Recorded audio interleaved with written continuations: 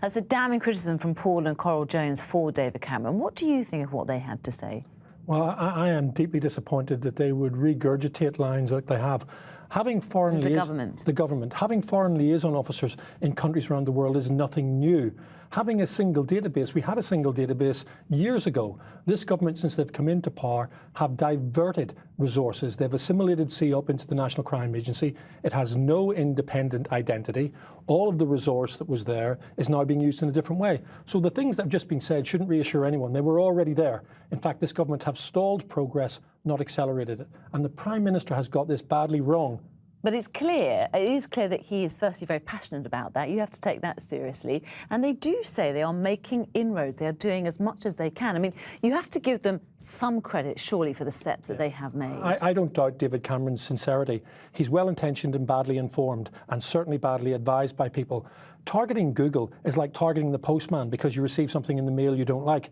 We need to target the predators, the 50 to 60,000 people that the former head of CEOP, Peter Davis, told us are downloading images. They need to invest in frontline resources. You know, people when they drive along the road slow down because they see a sign that says a speed camera's ahead. That means that road becomes safer. The internet's not going to be like that with pop-up signs and warnings. We need to see arrests, we need to see more resources, and it needs to be relentless. And I really feel for those parents because they're heading in the wrong direction. The government are heading in the wrong direction. They need to pause. And we have every sympathy, as you would imagine, for Paul and Coral Jones. And understandably, what they want to do is eradicate all images of child abuse online. But realistically, is that ever going to be possible, do you think? Only if you attack the root cause.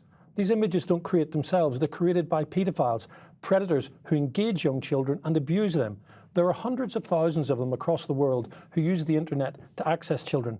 If we keep attacking the internet industry, if we keep focusing on technology, we're missing the fact that it's the people in our streets and in our communities that cause the risk to our children.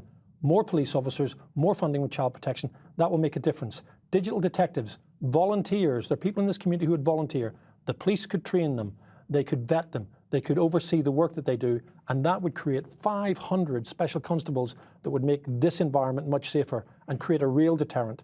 And that's not even about a lot of money, £1.4 million, if David Cameron is really interested in doing something that will make a practical difference, not some hackathon, which will be another focus on technology that will mean nothing.